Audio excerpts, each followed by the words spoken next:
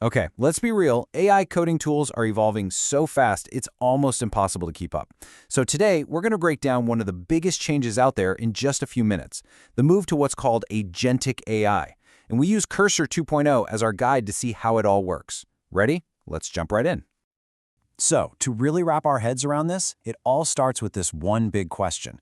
For the longest time, AI has been an assistant, a helpful tool for small tasks. But what we're seeing now, this is a huge shift. We're talking about a true partner, an AI that actually collaborates with you on a much, much deeper level.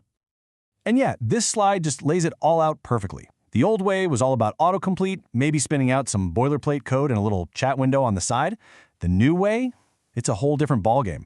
We're talking about autonomous agents that think about entire features, not just lines of code, and it's all built right into your workflow. It's a completely different way of thinking. So what in the world is an AI agent anyway, in this context? Well, think of it like this. You give it a big, high-level goal, something like, hey, build me a login page. The agent doesn't just write some code, no. It creates a whole plan, a step-by-step blueprint, and then it executes that plan. It'll modify files, run commands, even go look up documentation online if it needs to, all by itself. Okay, so that sounds pretty cool, but how does this new way of working actually work? What does it feel like day to day? Well, it all comes down to this really simple but incredibly powerful three-step process. This isn't just you firing off a prompt and crossing your fingers. It's a structured loop, a real back and forth between you and the AI. All right, let's break this loop down. First up, the AI has to plan.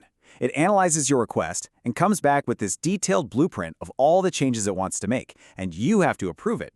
Once you give it the green light, then it builds. It actually goes and does the work, writing code across your entire project. And finally, it brings everything back to you for a comprehensive review. And this quote right here, it really hits on the most important part of that whole process, control. That planning step is so crucial. It's basically a guardrail. It gives you the power to course-correct the AI before it starts writing a single line of code, saving you from that headache of having to undo a huge mass of unwanted changes.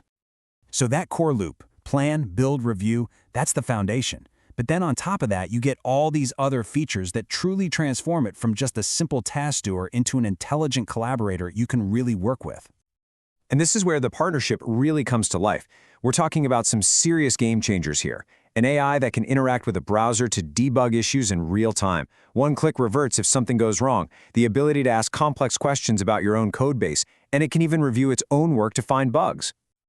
Seriously, let's just pause and appreciate this one for a second.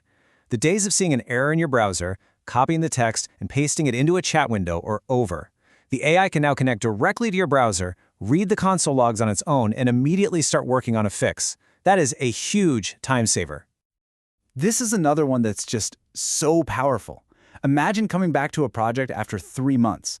Instead of spending hours just trying to relearn how everything works, you can simply ask the agent, hey, how does the deployment script work?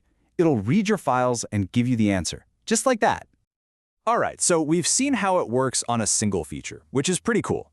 But where this whole agentic model truly shines, where it starts to get mind-blowing, is when you scale it up and start leveraging its more advanced capabilities. And this is where it really starts to feel like we're living in the future. You're not limited to just one AI agent. You can spin up multiple agents, 2, 3, even more, and have them all work on a complex feature at the same time, all in parallel.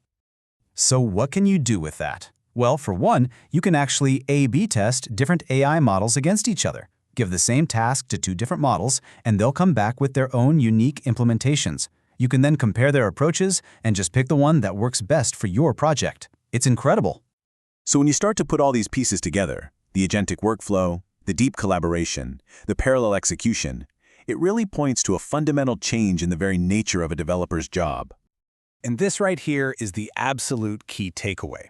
Your focus shifts away from the nitty-gritty of individual functions and lines of code to the higher-level architecture of entire product features. You become the director, the architect, and you delegate the detailed implementation to your AI partner.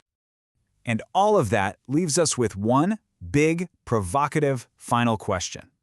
As these tools get more and more capable, planning, building, and even debugging complex features all on their own, what does the role of the human developer evolve into? It's a question we're all going to be exploring in the years to come.